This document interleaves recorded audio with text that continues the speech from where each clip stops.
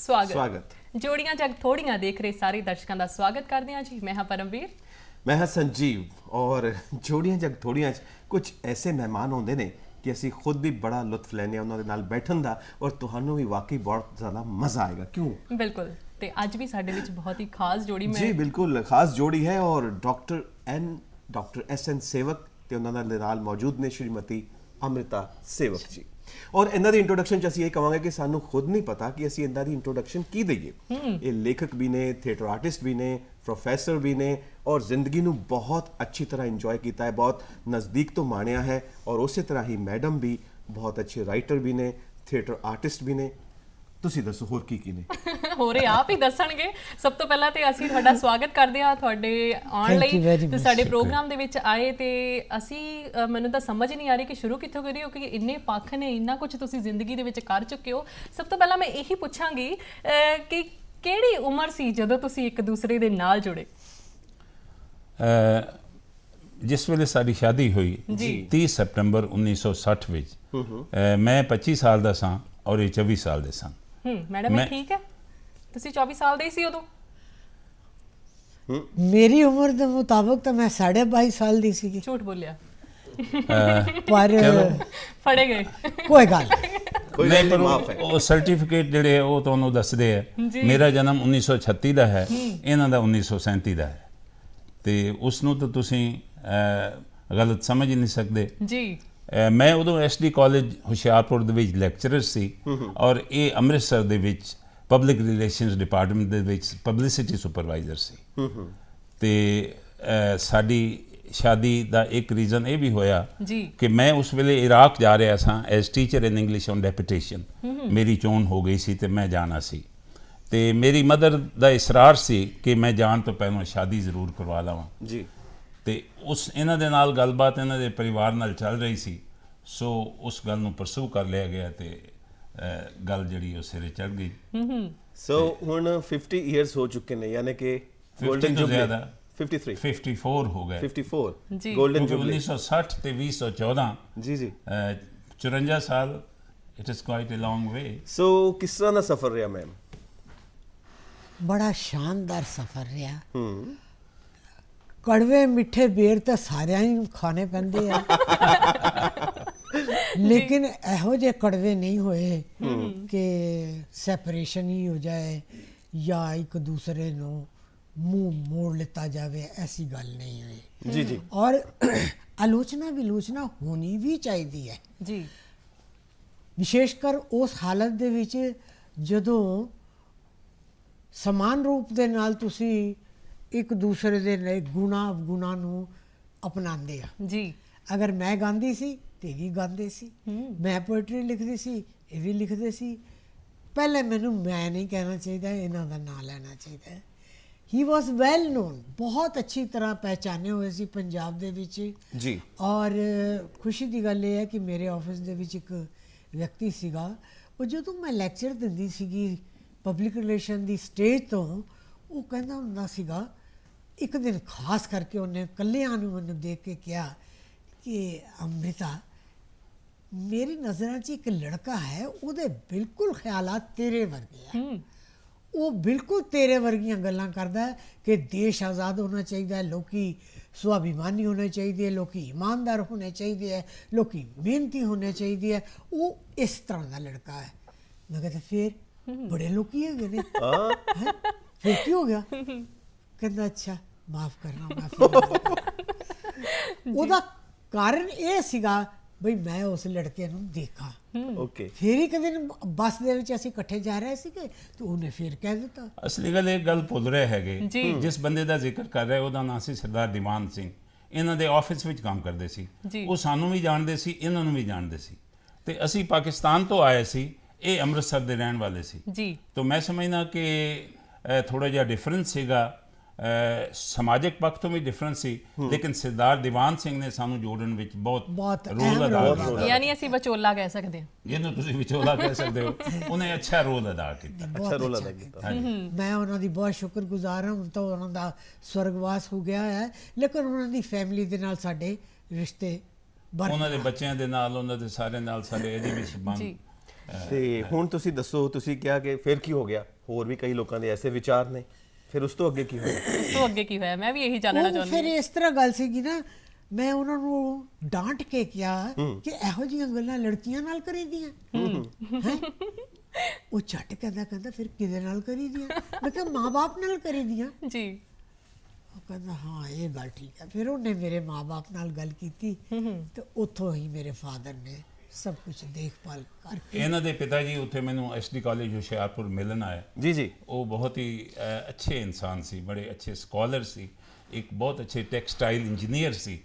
ਤੇ ਮੇਰੀ ਉਹਨਾਂ ਦੇ ਨਾਲ ਅੰਡਰਸਟੈਂਡਿੰਗ ਉਹਨਾਂ ਦੀ ਪਹਿਲੇ ਨਾਲ ਮੁਲਾਕਾਤ ਵਿੱਚ ਹੀ ਹੋ ਗਈ, ਕਿਉਂਕਿ ਇੰਟੈਲੈਕਚੁਅਲੀ ਉਹ ਬੜੇ ਡੈਪਥ ਸੀ ਉਹਨਾਂ ਦੀਆਂ ਗੱਲਾਂ ਵਿੱਚ ਜੀ। ਤੇ ਉਹਨਾਂ ਨੇ ਫਿਰ ਇਸ ਪ੍ਰੋਸੈਸ ਨੂੰ ਅੱਗੇ ਤੋਰਿਆ ਤੇ ਮੈਂ ਮਹਿਸੂਸ ਕਰਨਾ ਕਿ ਇੱਕ ਅੱਛਾ ਕੰਮ ਉਹਨਾਂ ਨੇ ਕੀਤਾ ਔਰ ਅਸੀਂ ਦੋਨੇ ਇਕੱਠੇ ਹੋ ਗਏ।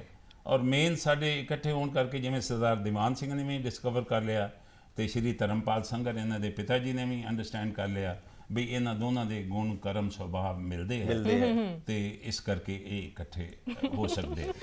ਜੀ। ਤੇ ਮੈਂ ਬੜੇ ਸ਼ਰਮਾ ਰਹੇ ਆ, ਮੈਨੂੰ ਲੱਗਦਾ ਉਹੀ ਜਿਹੜੀ ਸ਼ਰਮਾਹਟ ਉਦੋਂ ਸੀ ਉਹ ਅੱਜ ਇਹਨਾਂ ਦੇ ਚਿਹਰੇ ਤੇ ਦੇਖਣ ਨੂੰ ਮਿਲ ਰਹੀ ਹੈ। ਇੱਕ ਗੱਲ ਦੱਸੋ, ਤੁਸੀਂ ਆਜ਼ਾਦੀ ਦੀ ਗੱਲ ਕਰਦੇ ਸੀ, ਦੇਸ਼ ਨੂੰ ਆਜ਼ਾਦ ਹੋਣਾ ਚਾਹੀਦਾ ਹੈ ਔਰ ਮੈਡਮ ਵੀ ਉਸ ਤਰ੍ਹਾਂ ਦੀ ਵਿਚਾਰਧਾਰਾ ਰੱਖਦੇ ਸੀ, ਤਾਂ ਜਿਹੜੀ ਸ਼ਾਦੀ ਹੋਈ ਹੈ ਉਹ ਬਿਲਕੁਲ ਸਿੰਪਲ ਹੋਈ ਸੀ ਕਿ ਪੂਰੇ ਬੈਂਡ ਬਾਜੇ ਦੇ ਨਾਲ? ਬਿਲਕੁਲ ਸਿੰਪਲ ਹੋਈ ਸੀ, ਬਿਲਕੁਲ ਸਿੰਪਲ ਹੋਈ ਸੀ। ਔਰ ਮੈਂ ਇਸ ਗੱਲ ਦੇ ਬਿਲਕੁਲ ਹੱਕ ਵਿੱਚ ਨਹੀਂ ਸੀ ਕਿ ਅਸੀਂ ਜ਼ਿਆਦਾ ਲੋਕ ਹੋਈਏ, ਲੇਕਿਨ ਫਿਰ ਵੀ ਕੁਝ ਰਿਸ਼ਤੇਦਾਰ ਔਰ ਸੰਬੰਧੀ ਮਿਲਦੇ ਹੈ।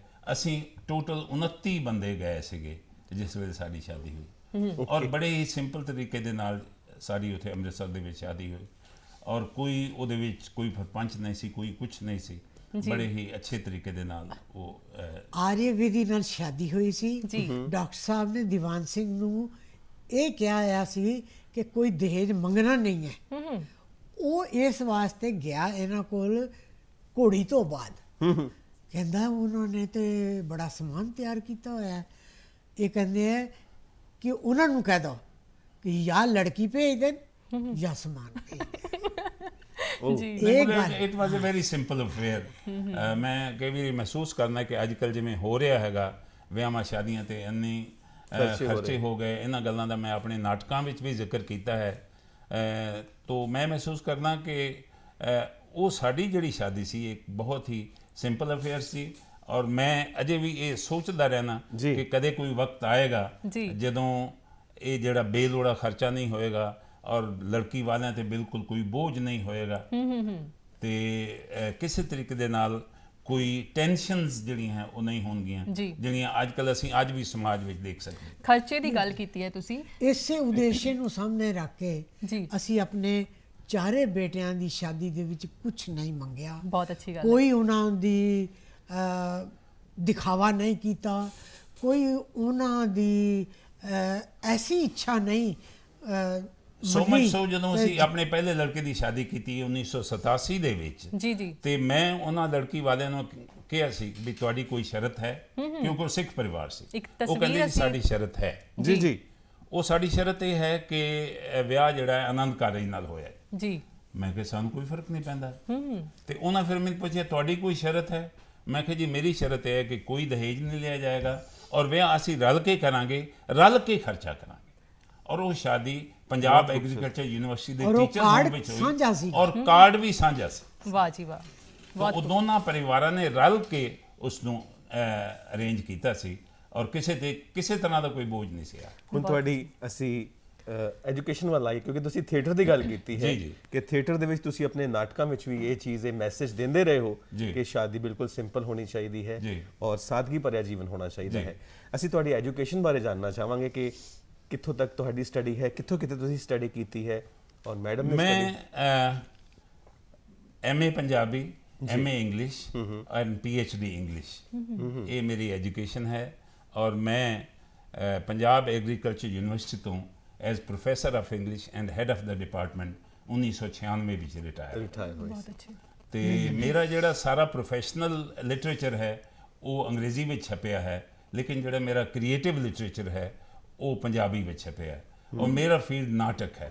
10 ਦੇ ਕਰੀਬ ਨਾਟਕ ਮੇਰੇ ਛਪ ਚੁੱਕੇ ਹਨ ਔਰ ਮੇਰਾ ਜਿਹੜਾ PhD ਦਾ ਵਰਕ ਸੀ ਉਹ ਵੀ ਡਰਾਮੇ ਤੇ ਸੀ। It was on comparative drama western and Punjabi. ਵਾਹ। ਤੇ ਇਸ ਤਰੀਕੇ ਨਾਲ ਮੈਂ ਉਹ ਨਾਟਕ ਮੈਂ ਚਾਹੁੰਦਾ ਸੀ ਕਿ ਮੇਰੇ ਰਿਸਰਚ ਵਰਕ ਦਾ ਮੇਰੇ ਆਪਣੇ ਨਾਟਕ ਨੂੰ ਵੀ ਕੁਝ ਲਾਭ ਹੋਵੇ, ਔਰ ਉਹ ਮੈਂ ਕਰਨ ਵਿੱਚ ਕਾਮਯਾਬ ਹੋਇਆ। ਤੇ ਜਿਹੜੇ ਮੈਂ ਨਾਟਕ ਲਿਖੇ ਉਹਨਾਂ ਨਾਟਕਾਂ ਨੂੰ ਅਸੀਂ ਖੇਡਿਆ ਵੀ, ਔਰ ਮਿਸਿਸ ਅੰਮ੍ਰਿਤਾ ਸੇਵਕ ਇਹਨਾਂ ਨੇ ਮੇਰੇ ਹਰ ਨਾਟਕ ਦੇ ਵਿੱਚ, ਤਕਰੀਬਨ ਹਰ ਨਾਟਕ ਦੇ ਵਿੱਚ ਕੋਈ ਨਾ ਕੋਈ ਇੰਪੋਰਟੈਂਟ ਰੋਲ ਜਿਹੜਾ ਹੈ ਉਹ ਅਦਾ ਕੀਤਾ। ਬਹੁਤ ਖੂਬ, ਬਹੁਤ ਖੂਬ ਜੀ। ਔਰ ਲੁਧਿਆਣਾ ਕਲਾ ਮੰਚ ਸਾਡਾ ਇੱਕ ਥੀਏਟਰ ਗਰੁੱਪ ਹੈ। ਲੁਧਿਆਣਾ ਕਲਾ ਮੰਚ ਇੱਕ ਕਾਫੀ ਵੈਲ ਨੋਨ ਗਰੁੱਪ ਹੈ ਪੰਜਾਬ ਦਾ। ਜੀ ਜੀ। ਔਰ ਹੁਣੇ ਅਸੀਂ 26, 27, 28 ਮਾਰਚ ਨੂੰ ਇੱਕ ਫੋਕ ਥੀਏਟਰ ਫੈਸਟੀਵਲ ਕੀਤਾ ਹੈ, ਜਿਹਦੇ ਵਿੱਚ 2 ਨਾਟਕ ਅਸੀਂ ਪਾਕਿਸਤਾਨ ਤੋਂ ਮੰਗਵਾਏ ਸੀ। 15 ਨਾਟਕ ਆਏ ਸੀ, 15 ਨਾਟਕ ਕਲਾਕਾਰ ਆਏ ਸੀ, ਔਰ ਉਹ ਨਾਟਕ ਅਸੀਂ ਉੱਥੇ ਕੀਤੇ। 3 ਦਿਨ ਦਾ ਸਾਡਾ ਡਰਾਮਾ ਫੈਸਟੀਵਲ ਸੀ। ਮਿਸਿਸ ਅੰਮ੍ਰਿਤਾ ਸੇਵਕ ਲੁਧਿਆਣਾ ਕਲਾ ਮੰਚ ਦੇ ਪ੍ਰੈਜ਼ੀਡੈਂਟ ਹੈ, ਤੇ ਮੈਂ ਉਹਦੇ ਵਿੱਚ ਇੱਕ ਛੋਟਾ ਜਿਹਾ ਕੰਮ ਕਰਨਾ, ਨਿਰਦੇਸ਼ਨ ਦਾ, ਮੈਂ ਡਾਇਰੈਕਸ਼ਨ ਦਾ ਕੰਮ ਕਰਨਾ। ਤੇ ਲੇਕਿਨ ਆਰਗੇਨਾਈਜੇਸ਼ਨ ਸਾਰੀ ਇਹਨਾਂ ਦੇ ਜ਼ਿੰਮੇ ਹੁੰਦੀ ਹੈ। ਇਹਨਾਂ ਦਾ ਐਕਟਿੰਗ ਵਿੱਚ ਬੜਾ ਸ਼ੌਕ ਹੈ, ਔਰ ਇਹ ਬਹੁਤ ਹੀ ਅੱਛੇ ਕਲਾਕਾਰ ਹੈਗੇ ਆ। ਬਿਲਕੁਲ। ਤੇ ਅੱਜ ਕੱਲ੍ਹ ਸਾਡੀ ਆਪਸ ਵਿੱਚ ਥੋੜਾ ਝਗੜਾ ਰਹਿੰਦਾ ਹੈ, ਕਿਉਂਕਿ ਅਜੇ ਵੀ ਨਾਟਕਾਂ ਵਿੱਚ ਕੰਮ ਕਰਨਾ ਚਾਹੁੰਦੇ ਆ, ਤੇ ਮੈਂ ਇਹਨਾਂ ਨੂੰ ਹੁਣ ਨਾਟਕਾਂ 'ਚ ਕੰਮ ਨਹੀਂ ਕਰਨ ਦਿੰਦਾ, ਕਿਉਂਕਿ ਥੋੜਾ ਜਿਹਾ ਹੁਣ ਹੈਂਡੀਕੈਪ ਜ਼ਿੰਦਗੀ ਦੇ ਵਿੱਚ ਉਮਰ ਦੇ ਨਾਲ ਆ ਗਿਆ। ਇਹਨਾਂ ਨੂੰ ਥੋੜਾ ਜਿਹਾ ਘੱਟ ਸੁਣਦਾ ਹੈ, ਤੇ ਥੀਏਟਰ ਵਿੱਚ ਕੋਈ ਰਿਸਕ ਲਿਆ ਨਹੀਂ ਜਾ ਸਕਦਾ। ਜੀ। ਤੇ ਮੈਮ ਤੁਸੀਂ ਆਪਣੇ ਬਾਰੇ ਦੱਸੋ ਹੁਣ, ਜਿਵੇਂ ਸਰ ਐਜੂਕੇਸ਼ਨ ਬਾਰੇ ਮੈਂ ਥੋੜੀ ਜਿਹੀ ਨਹੀਂ ਆਪਣੇ ਆਪ ਨੂੰ ਅਨਲੱਕੀ ਸਮਝਾਂਗੀ ਜੀ। ਮੈਂ ਜਿੰਨਾ ਪੜ੍ਹਨਾ ਚਾਹੁੰਦੀ ਸੀ ਮੈਂ ਨਹੀਂ ਪੜ੍ਹ ਸਕੀ। ਕਾਰਨ ਉਹਦਾ ਮੇਰੇ ਮਾਤਾ ਪਿਤਾ ਜ਼ਿਆਦਾ ਨੇ। ਮਾਤਾ ਤਾਂ ਬਹੁਤ ਹੀ ਜ਼ਿਆਦਾ ਸੀ, ਕਿਉਂਕਿ ਉਹ ਸੀਗੇ ਤਾਂ ਬੇਟੀ ਇੱਕ ਡਾਕਟਰ ਦੀ, ਲੇਕਿਨ ਉਹ ਮੇਰੀ ਖੂਬਸੂਰਤੀ ਤੋਂ ਇੰਨੇ ਦੁਖੀ ਸੀਗੇ, ਕਹਿੰਦੇ ਸੀ ਇਹਨੂੰ ਘਰ ਰੱਖਣਾ ਬੜਾ ਮੁਸ਼ਕਿਲ ਤੇ ਇਸ ਵਾਸਤੇ ਇਹਦਾ ਕਾਲਜ ਜਾਣਾ, ਇਹਦਾ ਐਕਟੀਵਿਟੀਜ਼ 'ਚ ਪਾਰਟਿਸਿਪੇਟ ਕਰਨਾ, ਫਿਰ ਆਬਾਦੀ ਦੇ ਮੁੰਡਿਆਂ ਦਾ ਜਗ੍ਹਾ ਜਗ੍ਹਾ ਤੇ ਖੜੇ ਹੋ ਜਾਣਾ, ਇਹ ਮੇਰੇ ਵਾਸਤੇ ਉਹਨਾਂ ਨੂੰ ਅੱਛਾ ਨਹੀਂ ਸੀ ਲੱਗਦਾ। ਪਰ ਮੈਂ ਜਿਸ ਤਰ੍ਹਾਂ ਕਿਸ ਤਰ੍ਹਾਂ ਹੋਇਆ ਮੈਂ BA ਪਾਸ ਕਰ ਲਈ ਜੀ। ਆਪਣੇ ਘਰ ਵਿੱਚ ਇਹਨਾਂ ਦੇ 4 ਬੱਚੇ ਸੀਗੇ, 2 ਇਹਨਾਂ ਦੇ ਬ੍ਰਦਰ ਤੇ 2 ਇਹ ਭੈਣਾਂ ਸੀਗੀਆਂ, ਔਰ ਇਹਨਾਂ ਵਿੱਚੋਂ ਇਕੱਲੇ ਇਹਨਾਂ ਨੇ ਹੀ ਐਜੂਕੇਸ਼ਨ ਹਾਸਿਲ ਕੀਤੀ। ਮੈਂ ਬੜਾ ਫਾਈਟ ਕੀਤਾ, ਗ੍ਰੈਜੂਏਸ਼ਨ ਇਹਨਾਂ ਨੇ ਕੀਤੀ। Very nice. ਤੇ ਫਿਰ ਉਸ ਤੋਂ ਬਾਅਦ MA ਵੀ ਸ਼ੁਰੂ ਕੀਤੀ। MA ਮਿਊਜ਼ਿਕ ਦੀ ਇੱਥੇ ਜਲੰਧਰ ਵਿੱਚ ਹੀ ਰਹਿ ਕੇ ਉਹ ਕਰਦੇ ਸੀ। ਜਲੰਧਰ ਹੰਸਰਾਜ ਮਹਿਲਾ ਵਿਦਿਆਲਿਆ ਦੇ ਵਿੱਚ ਪੜ੍ਹਦੇ ਸੀ, ਲੇਕਿਨ ਉਹ ਫਿਰ ਕਈ ਘਰੋਗੀ ਜ਼ਿੰਮੇਵਾਰੀਆਂ ਕਰਕੇ ਉਸ ਵੇਲੇ ਸ਼ੀ ਵਾਜ਼ ਇਨ ਫੈਮਿਲੀ ਵੇਜ਼, ਔਰ ਉਹ ਕੰਪਲੀਟ ਕਰ ਨਹੀਂ ਸਕੇ। ਜੀ। ਸੋ ਤੁਸੀਂ ਜੋ ਕਲੱਬ ਹੈ ਉਹਦੇ ਆਰਗੇਨਾਈਜ਼ਰ ਹੋ, ਔਰ ਡਾਕਟਰ SN ਸੇਵਕ ਛੋਟਾ ਜਿਹਾ ਕੰਮ ਕਰਦੇ ਨੇ। ਨਹੀਂ ਛੋਟਾ ਨਹੀਂ, ਇਹ ਆਪ ਹੀ ਕਹਿ ਰਹੇ ਨੇ ਡਾਇਰੈਕਟਰ ਤੇ ਜਾਨ ਪਾਉਂਦਾ। ਤੇ ਇਹਨਾਂ ਦਾ ਕੰਮ ਕਿਸ ਤਰ੍ਹਾਂ ਦਾ, ਜਿਹੜਾ ਛੋਟਾ ਜਿਹਾ ਕੰਮ ਹੈ, ਠੀਕ ਕਰਦੇ ਨੇ ਕਿ ਨਹੀਂ? ਬਹੁਤ ਪਿਆਰਾ ਕੰਮ ਕਰਦੇ ਨੇ। ਵੈਸੇ ਇਹ ਥੈਂਕਸ ਕਰਦੇ ਨੇ ਤੇ ਚੰਗਾ ਵੈ ਕਰ ਦਿਓ ਸਰ ਪਹਿਲਾਂ ਹੀ। ਜਦੋਂ ਵੀ ਇਹ ਬਾਹਰ ਕਿਧਰੇ ਚਲੇ ਜਾਂਦੇ ਜਾਂ ਕਿਸੇ ਹੋਰ ਮੀਟਿੰਗ ਤੇ ਚਲੇ ਜਾਂਦੇ ਤੇ ਡਾਇਰੈਕਸ਼ਨ ਵੀ ਮੈਂ ਕਰਦੀ। ਵਾਹ ਜੀ ਵਾਹ। ਕਿਉਂ? ਮੈਂ ਸਿਰਫ 10 ਸਾਲ ਦੀ ਸੀਗੀ ਜਦੋਂ ਮੈਂ ਪੰਨਾ ਧਾਏ ਦਾ ਰੋਲ ਕੀਤਾ ਸੀਗਾ, ਜਿਹਦੇ ਵਿੱਚ ਇੱਕ ਬੱਚੇ ਨੂੰ ਚੁੱਕ ਕੇ ਉਹ ਟੋਕਰੀ 'ਚ ਪਾ ਕੇ ਰਾਜ ਮਹਿਲ 'ਚੋਂ ਬਾਹਰ ਨਿਕਾਲਣਾ ਹੁੰਦਾ ਹੈ। ਤੇ ਮੈਂ ਉਹ ਰੋਲ ਜਦੋਂ ਕੀਤਾ ਸੀ, ਮੇਰੇ ਖਿਆਲ 'ਚ ਤਾਂ ਉਦੋਂ ਡਿਪਟੀ ਕਮਿਸ਼ਨਰ ਆਮ ਆਉਂਦੇ ਹੁੰਦੇ ਸੀਗੇ ਜਾਂ ਵੱਡੇ ਵੱਡੇ ਰਾਸ਼ਟਰੀ ਜੇ ਉਸ ਨੇਤਾ ਰੋਲ ਦੀ ਆਉਂਦੇ ਗੱਲ ਸੀ, ਕਰੀਏ ਤੇ ਉਹਨਾਂ ਨੇ ਬੜੀ ਤਾਰੀਫ ਕੀਤੀ ਤੇ ਮੇਰਾ ਇੰਨਾ ਹੌਸਲਾ ਬੁਲੰਦ ਹੋ ਗਿਆ ਕਿ ਉਸ ਤੋਂ ਬਾਅਦ ਸਕੂਲ ਦੀ ਐਕਟੀਵਿਟੀ 'ਚ ਸ਼ਾਇਦ ਹੀ ਕੋਈ ਜਗ੍ਹਾ ਹੋਵੇ ਜਿੱਥੇ ਮੈਂ ਨਾ ਹੋਵਾਂ। ਤੇ ਅੱਜ ਉਹ ਜਿਹੜਾ ਰੋਲ ਸੀ ਇੱਕ ਬਹੁਤ ਛੋਟਾ ਰੋਲ ਸੀ, ਲੇਕਿਨ ਜਿਹੜੇ ਰੋਲ ਇਹਨਾਂ ਨੇ ਹੁਣ ਕੀਤੇ ਆ ਉਹ ਕਿਤੇ ਜ਼ਿਆਦਾ ਇੰਪੋਰਟੈਂਟ ਹੈ। ਤੇ ਕਿਉਂ ਨਾ ਫਿਰ ਸਾਨੂੰ ਵੀ ਫਰਜ਼ ਕਰੋ ਇਹਨਾਂ ਨੇ ਮੋਹਨ ਰਾਕੇਸ਼ ਦਾ ਆਸ਼ਾੜ ਕਾ ਇੱਕ ਦਿਨ, ਉਹਦੇ ਚ ਅੰਬਿਕਾ ਦਾ ਰੋਲ ਇਹਨਾਂ ਨੇ ਕੀਤਾ ਸੀ, ਬਹੁਤ ਅੱਛਾ ਸੀਗਾ ਜੀ। ਇਬਸਨ ਦਾ ਹੈਡਾ ਗੈਬਲਰ ਮੈਂ ਪੰਜਾਬੀ ਵਿੱਚ ਟ੍ਰਾਂਸਲੇਟ ਕੀਤਾ ਸੀ, ਉਹਦੇ ਵਿੱਚ ਵੀ ਇਹਨਾਂ ਦਾ ਮਦਰ ਦਾ ਰੋਲ ਸੀ। ਪਾਕਿਸਤਾਨੀ ਪੰਜਾਬੀ ਪਲੇ ਮੁਸੱਲੀ ਉਹ ਅਸੀਂ ਕੀਤਾ ਸੀ, ਉਹਦੇ ਵਿੱਚ ਵੀ ਇਹਨਾਂ ਦਾ ਮਦਰ ਦਾ ਰੋਲ ਸੀ। ਇੱਕ ਨਾਟਕ ਜਨਮ ਦਿਨ, ਉਹਦੇ ਵਿੱਚ ਇਹਨਾਂ ਨੇ ਰੋਲ ਪਲੇ ਕੀਤਾ ਸੀ ਭਾਰਤ ਮਾਤਾ ਦਾ, ਬਹੁਤ ਅੱਛਾ ਸੀ। ਇੱਕ ਪਾਕਿਸਤਾਨੀ ਪੰਜਾਬੀ ਪਲੇ ਰਾਣੀ ਜੀ, ਉਹਦੇ ਵਿੱਚ ਵੀ ਇਹਨਾਂ ਨੇ ਬਹੁਤ ਖੂਬਸੂਰਤ ਰੋਲ ਅਦਾ ਜੀ ਕੀਤਾ ਅਸੀਂ ਸੀ। ਹੁਣ ਚਾਹਾਂਗੇ ਬਿਲਕੁਲ ਮੈਨੂੰ ਲੱਗਦਾ ਸੰਜੀਵ ਮੇਰੇ ਮੂੰਹ ਦੀ ਗੱਲ ਇਹਨਾਂ ਨੇ ਫੜ ਲਈ ਹੈ, ਮੈਨੂੰ ਲੱਗਦਾ ਇਹੀ ਕਹਿਣ ਲੱਗੇ ਆ। ਔਰ ਉਹ ਗੱਲ ਇਹ ਹੈ ਕਿ ਅਸੀਂ ਵੀ ਦੇਖਣਾ ਚਾਹਾਂਗੇ ਕਿ ਤੁਹਾਡੀ ਪਰਫਾਰਮੈਂਸ, ਕਿਉਂਕਿ ਤੁਸੀਂ ਡਾਇਰੈਕਟਰ ਵੀ ਹੋ, ਇਹਨਾਂ ਦੀ ਐਬਸੈਂਸ ਵਿੱਚ ਤੁਸੀਂ ਡਾਇਰੈਕਟਰ ਵੀ ਹੋ ਔਰ ਤੁਸੀਂ ਐਕਟਰ ਵੀ ਹੋ। ਸੇਵਕ ਸਾਹਿਬ ਐਕਟਰ ਨਹੀਂ ਹੈਗੇ, ਹੁਣ ਤੁਸੀਂ ਐਕਟਿੰਗ ਦਾ ਨਮੂਨਾ ਸਾਨੂੰ ਵੀ ਦਿਖਾਓ। ਮੈਂ ਤੁਹਾਨੂੰ ਰਾਣੀ ਦਾ ਇੱਕ ਛੋਟੀ ਜਿਹੀ ਲਾਈਨ ਦੱਸਦੀ ਹਾਂ ਜੀ। ਕਿ ਰਾਣੀ ਜਿਹੜੀ ਹੈ ਨਾ ਉਹ ਆਪਣੀ ਮਾਸੀ ਕੋਲ ਸ਼ਿਫਟ ਹੋ ਜਾਂਦੀ ਹੈ ਹਾਂਜੀ। ਤੇ ਮਾਸੀ ਦੇ ਕੋਲ ਆ ਕੇ ਉਹਨੂੰ ਕੋਈ ਤਾਨਾ ਮਿਲਦਾ ਵੈ ਕਿ ਤੇਰੀ ਮਾਂ ਤਾਂ ਫਲਾਨੀ ਹੈ ਤੇ ਤੂੰ ਇੱਥੇ ਕਿਉਂ ਰਹਿੰਦੀ ਹੈ। ਉਹ ਚਿੜ ਜਾਂਦੀ ਹੈ ਤੇ ਉਹ ਕਹਿੰਦੀ ਮੈਂ ਤਾਂ ਆਪਣੀ ਮਾਂ ਕੋਲ ਹੀ ਜਾਣਾ। ਥੋੜਾ ਜਿਹਾ ਮੈਂ ਇਸ ਨੂੰ ਕਰੈਕਟ ਕਰ ਦਿਆਂ ਤੁਸੀਂ ਤਾਂ ਕਿ ਗੱਲ ਜਿਹੜੀ ਹੈ ਠੀਕ ਪਰਸਪੈਕਟਿਵ ਵਿੱਚ ਚਲੀ ਜਾਏਗੀ। ਜੀ ਜੀ ਕਿ ਦੋ ਭੈਣਾਂ ਹਨ, ਇੱਕ ਭੈਣ ਦੇ ਘਰ ਬੱਚਾ ਹੈ, ਇੱਕ ਦੇ ਘਰ ਬੱਚਾ ਨਹੀਂ, ਤਾਂ ਉਹ ਇੱਕ ਭੈਣ ਦੂਸਰੀ ਭੈਣ ਨੂੰ ਆਪਣੀ ਬੱਚੀ ਦੇ ਦਿੰਦੀ ਹੈ ਜਿਹਨੂੰ ਉਹ ਗੋਦ ਲੈ ਲੈਂਦੀ ਹੈ, ਔਰ ਉਹ ਜਿਹੜੀ ਬੱਚੀ ਹੈ ਉਸ ਨੂੰ ਜਿਸ ਦਾ ਆਪਣਾ ਬੱਚਾ ਨਹੀਂ ਹੁੰਦਾ ਉਹਨੂੰ ਗੋਦ ਰੱਖ ਕੇ ਪਾਲਦੀ ਹੈ, ਪੜ੍ਹਾਉਂਦੀ ਹੈ, ਸਕੂਲ ਭੇਜਦੀ ਹੈ। ਜੀ ਕੁਛ ਦੇਰ ਬਾਅਦ ਉਹਦੀ ਜਿਹੜੀ ਅਸਲੀ ਮਾਂ ਉਸ ਬੱਚੀ ਨੂੰ ਲੈ ਜਾਂਦੀ ਹੈ। ਉਹ ਤੇ ਉਹ ਇੱਕ ਬੜੀ ਹੀ ਟੈਨਸ਼ਨ ਵਾਲੀ ਸਿਚੁਏਸ਼ਨ ਉਸ ਔਰਤ ਵਾਸਤੇ ਬਣ ਜਾਂਦੀ ਹੈ ਜਿਹਦੇ ਕੋਲ ਬੱਚਾ ਖੋਹ ਲਿਆ ਜਾਂਦਾ ਹੈ। ਤੇ ਇਹ ਉਸ ਪਲੇ ਵਿੱਚ ਇੱਕ ਮਾਈ ਦਾ ਰੋਲ ਅਦਾ ਕਰਦੇ ਹਨ ਕਿ ਉਹ ਰਾਣੀ ਨੂੰ ਸਕੂਲ ਲੈ ਕੇ ਜਾਂਦੇ। ਜੀ ਅਸੀਂ ਚਾਹੁੰਦੇ ਹਾਂ ਕਿ ਤੁਸੀਂ ਉਹ ਡਾਇਰੈਕਟ ਕਰੋ ਤੇ ਤੁਸੀਂ ਉਹਦੇ ਤੇ ਐਕਟਿੰਗ ਕਰੋ। ਇਹ ਖੁਦ ਸਮਝਦੇ, ਖੁਦ ਇਹ ਉਹਨੂੰ ਪੇਸ਼ ਕਰ ਸਕਦੇ ਹੈ ਜੀ। ਕਿ ਰਾਣੀ ਨੂੰ ਉਸ ਦੀ ਮਾਸੀ ਲੈ ਗਈ ਹੈ, ਲੇਕਿਨ ਮਾਈ ਇਸ ਗੱਲ ਨੂੰ ਅਜੇ ਮਹਿਸੂਸ ਹੀ ਨਹੀਂ ਕਰ ਸਕਦੀ ਕਿ ਰਾਣੀ ਨਹੀਂ ਹੈ। ਇਹ ਅਜੇ ਵੀ ਰਾਣੀ ਨੂੰ ਲੈਣ ਸਕੂਲੋਂ ਉਹਦੇ ਘਰੋਂ ਆ ਜਾਂਦੀ ਹੈ। ਜੀ ਜੀ ਮੈਮ। ਰਾਣੀ ਰਾਣੀ आओ बेटे स्कूल चलिए। रानी तू किथे है? चलो असी स्कूल चलिए, देर हो जाएगी, स्कूल का टाइम हो गया, चलो। कोई नहीं बोलता। रानी देखो रानी मैं तेरे को तेनू लैन आई हाँ, तेरे स्कूल दा पीरियड लगन वाला वै, चलो बच्चे चलो, चलो ना। बहुत खूब। ਸੇਵਕ ਸਾਹਿਬ ਇੱਕ ਫਿਲਮ ਹੈ ਚਾਰਲੀ ਚੈਪਲਿਨ ਦੀ ਕਿਡ, ਹਾਂਜੀ, ਉਹਦੇ ਵਿੱਚ ਵੀ ਕੁਝ ਐਸੀ ਹੀ ਸਿਚੁਏਸ਼ਨ ਹੈ ਕਿ ਉਹ ਬੱਚੇ ਨੂੰ ਪਾਲਦਾ ਹੈ, ਫਿਰ ਉਹਦੇ ਅਸਲੀ ਮਾਂ-ਬਾਪ ਨੂੰ ਲੈਣ ਆਉਂਦੇ ਨੇ, ਕੁਝ ਐਸਾ ਹੈ? ਤਕਰੀਬਨ ਇਸ ਤਰ੍ਹਾਂ ਦਾ। ਇਹ ਇਸ ਦਾ ਨਾਟਕਕਾਰ ਸੀ ਨਵਾਜ਼ ਨੇ ਇਹ ਨਾਟਕ ਲਿਖਿਆ ਸੀਗਾ ਔਰ ਇਸ ਲੁਧਿਆਣੇ ਇਸ ਨੂੰ ਖੇਡਿਆ ਸੀ। ਉਹਦੇ 'ਚ ਇਹਨਾਂ ਦਾ ਰੋਲ ਬਹੁਤ ਅੱਛਾ ਸੀਗਾ, ਬਹੁਤ ਇਮੋਸ਼ਨਲ ਰੋਲ ਸੀ।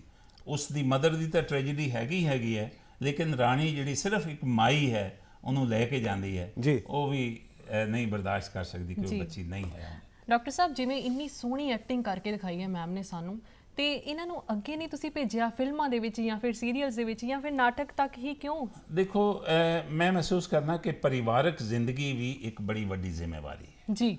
ਸਾਡੇ 4 ਬੱਚੇ ਹਨ ਔਰ ਉਹਨਾਂ ਬੱਚਿਆਂ ਨੂੰ ਪਾਲਣਾ ਔਰ ਉਹਨਾਂ ਬੱਚਿਆਂ ਨੂੰ ਡਾਇਰੈਕਸ਼ਨ ਦੇਣੀ, ਸੋ ਇਸ ਕਰਕੇ ਵਕਤ ਹੀ ਨਹੀਂ ਮਿਲਿਆ ਕਿ ਅਸੀਂ ਆਪਣੀਆਂ ਪਰਿਵਾਰਕ ਜ਼ਿੰਮੇਵਾਰੀਆਂ ਤੋਂ ਦੂਰ ਹੋ ਕੇ ਇਹ ਕਰ ਸਕੀਏ।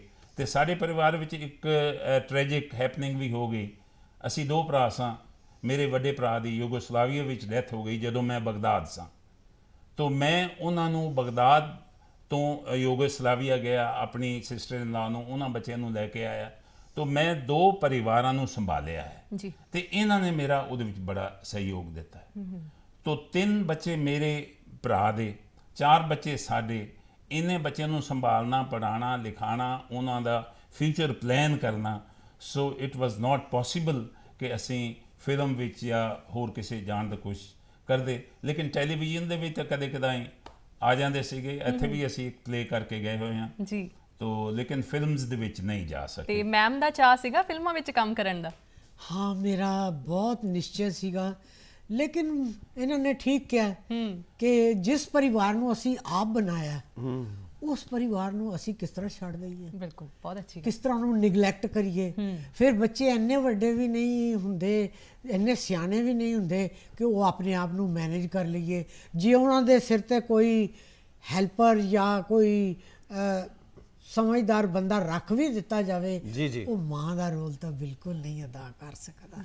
ਅੱਜ ਕੱਲ ਦੇ ਨੌਜਵਾਨ ਔਰ ਅੱਜ ਕੱਲ ਦੀ ਪੀੜ੍ਹੀ ਦੇ ਵਿੱਚ ਇਹ ਚੀਜ਼ ਖਾਸ ਕਰਕੇ ਘੱਟ ਪਾਈ ਜਾਂਦੀ ਹੈ ਕਿ ਉਹ ਜਿਸ ਤਰ੍ਹਾਂ ਤੁਸੀਂ ਆਪਣੀ ਸੈਕਰੀਫਾਈਸ ਕੀਤਾ ਹੈ ਆਪਣੇ ਸ਼ੌਕ ਨੂੰ, ਲੇਕਿਨ ਮੈਂ ਮਹਿਸੂਸ ਕਰਦਾ ਕਿ ਥੀਏਟਰ ਵੀ ਆਪਣੇ ਆਪ ਵਿੱਚ ਇੱਕ ਸੰਪੂਰਨ ਕਲਾ ਹੈ ਬਿਲਕੁਲ ਔਰ ਹੋ ਸਕਦਾ ਹੈ ਕਿ ਫਿਲਮਾਂ ਨਾਲੋਂ ਸ਼ਾਇਦ ਥੀਏਟਰ ਜ਼ਿਆਦਾ ਡੈਪਥ ਦੇ ਨਾਲ ਚੀਜ਼ਾਂ ਨੂੰ ਪੇਸ਼ ਕਰ ਸਕਦਾ ਹੈ ਲਾਈਵ ਹੈ ਲਾਈਵ ਹੈ। ਮੈਂ ਓਮਪੁਰੀ ਨੂੰ ਔਰ ਉਹ ਲੜਕੀ ਲੁਧਿਆਣੇ ਵਾਲੀ ਕਿਹੜੀ ਹੈ ਜਿਹੜੀ ਦਿਵਿਆ ਦੱਤਾ ਉਹਨਾਂ ਨੂੰ ਮੈਂ ਆ ਕੇ ਲੁਧਿਆਣੇ ਥੀਏਟਰ ਕਰਦੇ ਦੇਖੇ। ਮੈਂ ਨਸੀਰੁੱਦੀਨ ਸ਼ਾਹ ਨੂੰ ਲੁਧਿਆਣੇ ਥੀਏਟਰ ਕਰਦੇ ਦੇਖੇ। ਮੈਂ ਜया ਬੱਚਨ ਨੂੰ ਲੁਧਿਆਣੇ ਥੀਏਟਰ ਕਰਦੇ ਦੇਖੇ। ਤਾਂ ਥੀਏਟਰ ਦੇ ਵਿੱਚ ਜਿਹੜਾ ਇੰਪੈਕਟ ਹੈ ਉਹ ਬਹੁਤ ਡਾਇਰੈਕਟ ਹੁੰਦਾ ਹੈ। ਉਸੇ ਵੇਲੇ ਫੀਡਬੈਕ ਮਿਲ ਜਾਂਦੀ ਹੈ ਉਸੇ ਵੇਲੇ ਫੀਡਬੈਕ ਮਿਲ ਜਾਂਦੀ ਹੈ। ਤਾਂ ਮੈਂ ਮਹਿਸੂਸ ਕਰਨਾ ਕਿ ਥੀਏਟਰ ਦੇ ਵਿੱਚ ਵੀ ਇਹਨਾਂ ਦਾ ਕੰਮ ਜਿਹੜਾ ਉਹ ਆਪਣੇ ਆਪ ਵਿੱਚ ਰਿਮਾਰਕੇਬਲ ਕੰਮ ਹੈ। ਮੈਨੂੰ ਕੋਈ ਐਸਾ ਪਛਤਾਵਾ ਨਹੀਂ ਹੈ। ਨਹੀਂ ਇਹਨਾਂ ਨੂੰ ਪਛਤਾਵਾ ਹੈ। ਇਹ ਸੰਕੋਚ ਕਰ ਰਿਹਾ ਹੈ ਜਿਹੜਾ ਇਹਨਾਂ ਨੂੰ ਮਤਲਬ ਇੱਥੇ ਦੱਸ ਦੇਣਾ ਚਾਹੀਦਾ ਸੀ। ਮੈਂ ਦੱਸ ਦਿੰਦਾ ਜੀ ਜੀ ਜੀ। ਇਹਨਾਂ ਨੇ ਬੜੀ ਕੋਸ਼ਿਸ਼ ਕੀਤੀ ਕਿ ਉਹ ਜਿਹੜੇ ਪਲੇਜ਼ ਇਹਨਾਂ ਨੇ ਕੀਤੇ ਉਹਨਾਂ ਦਾ ਵੀਡੀਓਕਰਨ ਕੀਤਾ ਜਾਏ ਜੀ, ਲੇਕਿਨ ਮੈਂ ਵੀਡੀਓਕਰਨ ਨਹੀਂ ਕਰ ਸਕਿਆ। ਮਤਲਬ ਤੁਸੀਂ ਬਹੁਤ ਪੋਜ਼ੈਸਿਵ ਸੀ ਇਹਨਾਂ ਨੂੰ ਲੈ ਕੇ। ਪੋਜ਼ੈਸਿਵ ਨਹੀਂ, ਕਈ ਮਜਬੂਰੀਆਂ ਹੁੰਦੀਆਂ ਜਿਸ ਕਰਕੇ ਤੁਸੀਂ ਨਹੀਂ ਕਰ ਸਕਦੇ। ਫਾਈਨੈਂਸ਼ੀਅਲ ਵੀ ਹੁੰਦੀਆਂ ਤਾਂ ਵੀਡੀਓਕਰਨ ਨਹੀਂ ਕਰ ਸਕੇ। ਲੇਕਿਨ ਫੋਟੋਗ੍ਰਾਫੀ ਐਲਬਮਸ ਫਸਟ ਕਰੋ ਇੱਕ ਪਲੇ ਅਸੀਂ ਕੀਤਾ ਦੁੱਲਾ ਜੀ। ਦੁੱਲਾ ਇੱਕ ਬੜੀ ਸਾਡੀ ਕਲਾਸੀਕਲ ਪ੍ਰੋਡਕਸ਼ਨ ਸੀਗੀ ਔਰ ਉਹਦੇ ਵਿੱਚ ਇਹਨਾਂ ਨੇ ਲੱਦੀ ਦਾ ਰੋਲ ਅਦਾ ਕੀਤਾ ਔਰ ਦੁੱਲੇ ਦਾ ਰੋਲ ਅਦਾ ਕੀਤਾ ਇੱਕ ਲੜਕਾ ਸੀ ਕੀ ਨਾਮ ਉਸ ਲੜਕੇ ਦਾ ਪਨੇਸਰ ਜੀ। ਉਸਨੇ ਉਸ ਦਾ ਰੋਲ ਅਦਾ ਕੀਤਾ ਔਰ ਉਹ ਬੜੇ ਖੂਬਸੂਰਤ ਰੋਲ ਸੀ। ਲੇਕਿਨ ਉਹ ਸਾਡੇ ਕੋਲੋਂ ਆਪਣਾ ਫੋਟੋਗ੍ਰਾਫੀ ਔਰ ਐਲਬਮਸ ਦੀ ਸ਼ਕਲ ਵਿੱਚ ਤਾਂ ਉਹ ਇਹਨਾਂ ਦੀਆਂ ਯਾਦਾਂ ਹੈ ਲੇਕਿਨ ਵੀਡੀਓਕਰਨ ਅਸੀਂ ਨਹੀਂ ਕਰ ਸਕੇ। ਹੁਣ ਮੇਰੇ ਜਿਹੜੇ ਲੇਟੈਸਟ ਪਲੇ ਕਬੀਰ ਹੈ ਉਹਦੇ ਵਿੱਚ ਇਹਨਾਂ ਦੀ ਬੜੀ ਇੱਛਾ ਹੈ ਕਿ ਮੈਂ ਉਹਦੇ ਵਿੱਚ ਰੋਲ ਕਰਾਂ ਤੇ ਉਹ ਮੈਂ ਕਬੀਰ ਦੀ ਮਾਂ ਦਾ ਰੋਲ ਕਰਨਾ ਚਾਹੁੰਦੇ ਹੈ। ਕਬੀਰ ਨੂੰ ਆਪਣਾ ਮਿਸਟਰ ਧਾਲੀਵਾਲ ਨੇ ਕੇਵਲ ਧਾਲੀਵਾਲ ਨੇ ਪ੍ਰੋਫੈਸ਼ਨਲੀ ਸਟੇਜ ਕੀਤਾ ਤੇ ਹੋ ਸਕਦਾ ਹੈ ਅਸੀਂ ਵੀ ਆਪਣੇ ਤੌਰ ਤੇ ਕਰੀਏ ਜੀ ਤੇ ਹੋ ਸਕਦਾ ਇਹਨਾਂ ਦੀ ਇੱਛਾ ਅਸੀਂ ਪੂਰੀ ਕਰਨ ਦੀ ਕੋਸ਼ਿਸ਼ ਕਰੀਏ ਕਿ ਜਿਹੜੀ ਉਹ ਪ੍ਰੋਬਲਮ ਸੁਣਨ ਦੀ ਅਸੀਂ ਸੋਲਵ ਕਰ ਸਕੇ ਤਾਂ। ਜੀ ਸੇਵਕ ਸਾਹਿਬ ਇੱਕ ਚੀਜ਼ ਮੈਂ ਬੜੀ ਨੋਟ ਕਰਦਾ ਪਿਆ ਕਿ ਤੁਸੀਂ ਜਦੋਂ ਸਾਰਾ ਕੁਝ ਐਕਸਪਲੇਨ ਕਰਦੇ ਹੁੰਦੇ ਹੋ ਤਾਂ ਮੈਡਮ ਹੌਲੀ ਜੀ ਪੋਲਾ ਜਿਹਾ ਮੂੰਹ ਬਣਾ ਕੇ ਵਿੱਚ ਕੁਝ ਕਹਿ ਦਿੰਦੇ ਨੇ ਔਰ ਸਾਡਾ ਹਾਸਾ ਆ ਜਾਂਦਾ, ਸਾਨੂੰ ਹਾਸਾ ਨਿਕਲ ਪੈਂਦਾ। ਔਰ ਇਹ ਸਟਾਈਲ ਜੋ ਹੈ ਇਹ ਸ਼ੁਰੂ ਤੋਂ ਹੀ ਇਸ ਤਰ੍ਹਾਂ ਚੱਲਾ ਆ ਰਿਹਾ, ਘਰ ਦੇ ਵਿੱਚ ਵੀ, ਫੈਮਿਲੀ ਵਿੱਚ ਵੀ, ਫੰਕਸ਼ਨਸ ਵਿੱਚ ਵੀ। ਨਹੀਂ ਇਹ ਇੱਥੇ ਹੀ ਪਤਾ ਨਹੀਂ ਕਿਉਂ ਹੌਲੀ ਬੋਲ ਰਿਹਾ। ਲਾਈਫ ਦੇ ਵਿੱਚ ਜਿਸੇ ਹੁੰਦਾ ਤਾਂ ਉੱਥੇ she is very vocal okay ਔਰ ਉਹ ਕ੍ਰਿਟਿਸਾਈਜ਼ ਕਰਨਗੇ ਜਾਂ ਤੁਹਾਨੂੰ ਉੱਥੇ ਰੋਕ ਦੇਣਗੇ ਕਿ ਤੁਸੀਂ ਗਲਤ ਕਰ ਰਹੇ ਹੋ, ਇੰਜ ਨਾ ਕਰੋ।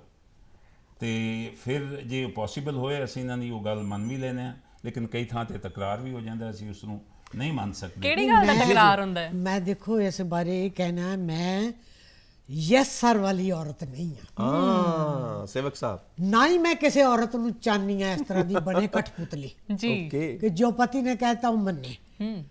ਪਰ ਇਹ ਵੀ ਨਹੀਂ ਮੈਂ ਚਾਹੁੰਦੀ ਕਿ ਪਤਨੀ ਹਰ ਵੇਲੇ ਡੰਡਾ ਲੈ ਕੇ ਖੜੀ ਰਹੇ। ਮੈਂ ਪਤਨੀ ਆ, ਪਤਨੀ ਹੈ ਤੇ ਪਤੀ ਦੀ ਸਾਥਣ ਹੈ, ਅਰਧਾਂਗਨੀ ਹੈ, ਘਰ ਦੀ ਅੱਧੀ ਹਿੱਸੇਦਾਰ ਹੈ, ਬਰਾਬਰ ਹਿੱਸੇ ਦੀ, ਬਲਕਿ ਬਰਾਬਰ ਦੀ ਹਿੱਸੇਦਾਰ ਹੈ ਔਰ ਬੱਚਿਆਂ ਦੀ ਨਿਰਮਾਤਰੀ ਹੈ। ਜੋ ਐਕਸ਼ਨ ਤੂੰ ਲਏਂਗੀ ਉਹੀ ਤੇਰੇ ਕੋ ਬੱਚੇ ਸਿੱਖਣਗੇ। ਕੀ ਬਾਤ ਹੈ। ਉਹੀ ਉਸੇ ਤਰ੍ਹਾਂ ਉਹ ਕਰਨਗੇ। ਜੇ ਤੂੰ ਨੈਗੇਟਿਵ ਗੱਲਾਂ ਕੀਤੀਆਂ ਹੋਣਗੀਆਂ ਤਾਂ ਨੈਗੇਟਿਵ ਹੀ ਹੋਣਗੇ। ਇਸ ਵਾਸਤੇ ਮੈਂ ਇਸ ਗੱਲ ਤੋਂ ਕੌਨਸ਼ੀਅਸ ਰਹਿੰਦੀ ਸੀ ਕਿ ਕੋਈ ਇਹਨਾਂ ਦੇ ਸਨਮਾਨ ਨੂੰ ਠੇਸ ਬਾਹਰਲਾ ਵੀ ਨਾ ਪਹੁੰਚਾਵੇ। ਇਹਨਾਂ ਦੇ ਡਿਪਾਰਟਮੈਂਟ ਦੇ ਵਿੱਚ ਵੀ ਕਦੀ ਕੋਈ ਗੱਲ ਹੁੰਦੀ ਸੀਗੀ ਤੇ ਮੈਂ ਉਹਦੇ 'ਚ ਸਟੈਂਡ ਲੈਂਦੀ ਸੀਗੀ। ਤੇ ਮੈਂ ਇਹ ਚਾਹੁੰਦੀ ਹਾਂ ਕਿ ਹਰ ਇੱਕ ਪਤਨੀ ਨੂੰ ਚਾਹੀਦਾ ਹੈ ਉਹ ਆਪਣੀ ਇੱਛਾ ਤੇ ਜ਼ਾਹਿਰ ਕਰੇ ਪਰ ਲੜ ਝਗੜ ਕੇ ਨਹੀਂ, ਪਿਆਰ। ਬਹੁਤ ਖੂਬ। ਤੇ ਤਕਰਾਰ ਦੀ ਗੱਲ ਵੈਸੇ ਸਰ ਦੇ ਮੂੰਹ ਚੋਂ ਨਿਕਲ ਗਈ ਸੀ ਕਿ ਕਦੇ ਤਕਰਾਰ ਹੋ ਜਾਂਦੀ ਹੈ? ਨਹੀਂ ਤਕਰਾਰ ਅਕਸਰ ਹੋ ਜਾਂਦੀ ਹੈ। ਪਤਾ ਨਹੀਂ ਥੋੜਾ ਮੇਰਾ ਲਿਹਾਜ਼ ਕਰ ਰਹੇ ਇੱਥੇ ਤਕਰਾਰ ਹੋ ਜਾਂਦਾ ਹੈ ਲੇਕਿਨ ਉਹਨੂੰ ਅਸੀਂ ਸਾਰਟ ਆਊਟ ਕਰ ਲੈਂਦੇ ਜੀ। ਔਰ ਕਈ ਦਫਾ ਇਹ ਕਿਸੇ ਗੱਲ ਤੇ ਬਜ਼ਿੱਦ ਹੋ ਜਾਂਦੇ ਆ ਜਾਂ ਕਿਸੇ ਗੱਲ ਤੋਂ ਨਾਰਾਜ਼। ਕਿਹੋ ਜਿਹੀਆਂ ਗੱਲਾਂ ਤੇ? ਫਰਜ਼ ਕਰੋ ਇਹ ਕਹਿੰਦੇ ਹੈ ਅੱਜ ਮੈਨੂੰ ਕਿ ਇਹ ਇੱਕ ਮਸ਼ੀਨ ਹੈ ਇਹਨੂੰ ਤੁਸੀਂ ਠੀਕ ਕਰ ਦਿਓ। ਅੱਛਾ ਮੈਂ ਮਕੈਨੀਕਲ ਕੰਮ ਤੋਂ ਬਹੁਤ ਡਰਦਾ।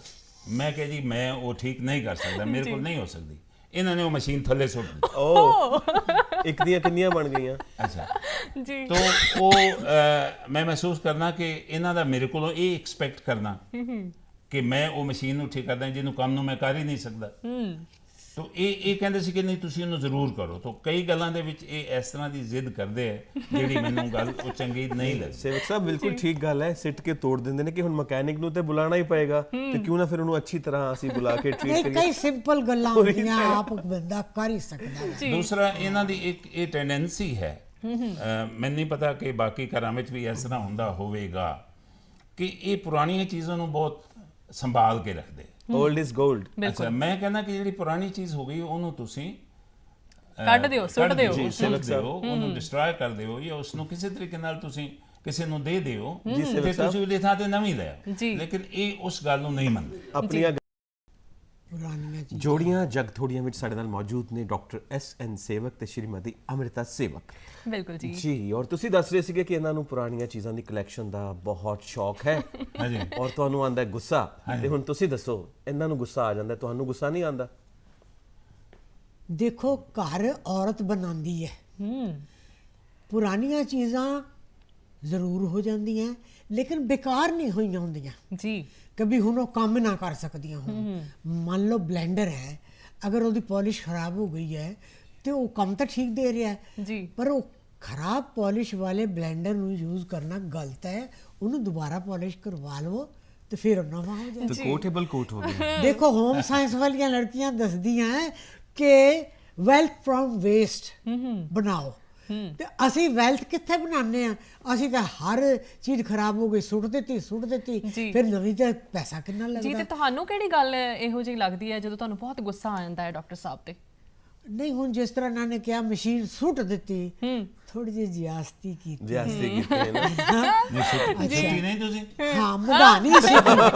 ਉਹ ਮਸ਼ੀਨ ਨਹੀਂ ਸੀ, ਲੱਕੜੀ ਦੀ ਮਧਾਨੀ ਸੁੱਟੀ ਸੀ। ਮੈਂ ਕਿਹਾ ਸੀਗਾ ਇਹਨੂੰ ਮੈਂ ਫੈਵੀਕੋਲ ਲਗਾਇਆ ਹੈ, ਤੁਸੀਂ ਇਹਦੇ ਤੇ ਜ਼ਰਾ Weight ਵਜ਼ਨ ਰੱਖੋ। ਦੇ ਦਿਓ ਜੀ। ਤੇ ਰੱਖੋ, ਕਿਉਂਕਿ ਮੈਂ ਤਿਆਰ ਹੋਣਾ ਸੀਗਾ। ਮਧਾਣੀ ਦੀ ਗੱਲ ਕੀਤੀ ਹੈ ਤੇ ਮਧਾਣੀ ਹੁੰਦੀ ਰਸੋਈ ਦੇ ਵਿੱਚ। ਤਿਆਰ ਹੋਣਾ ਸੀਗਾ, ਇਹ ਵੀ ਦੱਸ ਰਹੇ ਨੇ।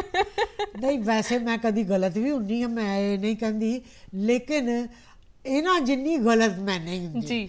ਕਿਉਂਕਿ ਘਰੇਲੂ ਚੀਜ਼ਾਂ ਵਾਸਤੇ ਇਹ ਮੁਮਕਿਨ ਨਹੀਂ ਹੈ ਕਿ ਔਰਤ ਹਰ ਇੱਕ ਚੀਜ਼ ਸੁੱਟ ਦੇਵੇ ਤੇ ਹਰ ਵੇਲੇ ਨਵੀਆਂ ਲਿਆਂਦੀ ਰਵੇ। ਜੀ। ਘਰ ਨਹੀਂ ਫਿਰ ਬਾਹਰ। ਅੱਛਾ, ਇਹ ਰਸੋਈ ਦੀਆਂ ਚੀਜ਼ਾਂ ਟੁੱਟਦੀਆਂ ਜਾਂ ਫਿਰ ਹੋਰ ਵੀ? ਤੁਸੀਂ ਮੈਨੂੰ ਲੱਗਦਾ ਰਸੋਈ ਵਿੱਚ ਜ਼ਿਆਦਾ ਕੰਮ ਕਰਦੇ ਹੋ, ਤੇ ਰਸੋਈ ਵਿੱਚ ਕਿਹੜੀ ਇਹੋ ਜਿਹੀ ਚੀਜ਼ ਹੈ ਜਿਹੜੀ ਬਣਾ ਕੇ ਤੁਸੀਂ ਸਾਰਿਆਂ ਨੂੰ ਖੁਸ਼ ਕਰਦੇ ਹੋ? ਕਿਉਂਕਿ ਕਹਿੰਦੇ ਨੇ ਨਾ, ਪਤੀ ਦੇਵ ਦੇ ਦਿਲ ਤੱਕ ਦਾ ਰਸਤਾ ਢਿੱਡ ਤੋਂ ਹੋ ਕੇ ਜਾਂਦਾ ਹੈ। ਜੀ।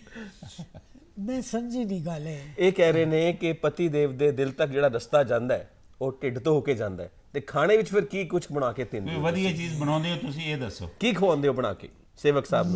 ਮੇਰੇ ਤਾਂ ਖਿਆਲ ਦੇ ਵਿੱਚ ਮੈਂ ਆਪਣੀ ਜਾਨ ਪਾ ਦਿੰਦੀ ਹਾਂ ਹਰ ਇੱਕ ਚੀਜ਼ ਦੇ ਵਿੱਚ। ਵਾਹ ਜੀ ਵਾਹ। ਆਪਣਾ ਇਹਨਾਂ ਦੇ ਟੇਸਟ ਮੁਤਾਬਕ ਬਣਾਉਂਦੀ ਹਾਂ, ਜਿਸ ਤਰ੍ਹਾਂ ਨਮਕ, ਮਿਰਚ, ਖਟਾਈ, ਇਹ ਸਭ ਕੁਝ ਅੰਦਾਜ਼ੇ ਦਾ ਦੇਣਾ ਚਾਹੀਦਾ ਹੈ। ਇਹ ਬੀਪੀ ਦੇ ਪੇਸ਼ੈਂਟ ਨੇ ਜੇ ਮਾਈ ਬਣਾਏਗੀ ਉਹ ਸ਼ਾਰਪ ਬਣਾ ਦੇਗੀ। ਕਈ ਵਾਰੀ ਸਾਨੂੰ ਬੱਚੇ ਵੀ ਖਾਣਾ ਦਿੰਦੇ ਨੇ, ਉਹਦੇ ਵਿੱਚ ਨਮਕ ਤੇਜ਼ ਹੁੰਦਾ ਕਿਉਂਕਿ ਉਹ ਜਵਾਨ ਨੇ, ਉਹ ਸਾਰਾ ਕੁਝ ਖਾ ਸਕਦੇ ਆ, ਪਰ ਇਹ ਨਹੀਂ ਖਾ ਸਕਦੇ। ਇਸ ਵਾਸਤੇ ਮੈਂ ਇਹਨਾਂ ਵਾਸਤੇ ਬੜਾ light, according to his taste, according to his health ਬਣਾਉਂਦੀ ਹਾਂ। ਬਹੁਤ ਖੂਬ। ਵਾਹ, ਤੁਸੀਂ ਆਪਣੀ ਜਾਨ ਪਾ ਦਿੰਦੇ ਹੋ। ਔਰ ਵਾਕਈ ਅੱਜ ਪ੍ਰੋਗਰਾਮ ਦੇ ਵਿੱਚ ਵੀ ਤੁਸੀਂ ਦੋਵਾਂ ਨੇ ਜੋ ਜਾਨ ਪਾ ਦਿੱਤੀ ਹੈ ਨਾ, ਵਾਕਈ ਦੇਖਣ ਵਾਲੇ ਕਹਿਣਗੇ ਕਿ ਜੋੜੀ ਹੋਵੇ ਤਾਂ ਇਦਾਂ ਦੀ ਹੋਵੇ। ਬਾਕੀ ਮੇਰੇ ਮੂੰਹ ਚ ਨਿਕਲੀ ਹੋਈ ਗੱਲ ਸ਼ਾਇਦ ਹੀ ਕੋਈ ਹੋਵੇ ਜਿਹੜੀ ਇਹ ਪੂਰੀ ਨਾ ਕਰਦੇ ਆ। ਵਾਹ ਜੀ। ਬਹੁਤ ਖਿਆਲ ਰੱਖਦੇ ਆ। I am thankful to him.